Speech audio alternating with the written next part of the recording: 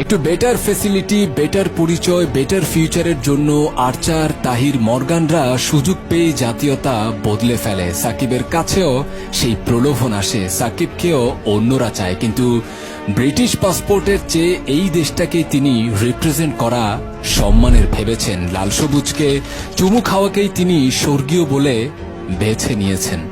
তবুও মাঝখানে কিছু কথা রয়ে যায়, কিছু প্রবাদ ভেসে যায়, কিছু বচন কয়ে যায়। তবুও কথা আসে, সাকিব অহংকারী, সাকিব আনপ্রফেশনাল, সাকিব বেয়াদব, সাকিব দলের না, ও নিজের জন্য খেলে, একার জন্য খেলে।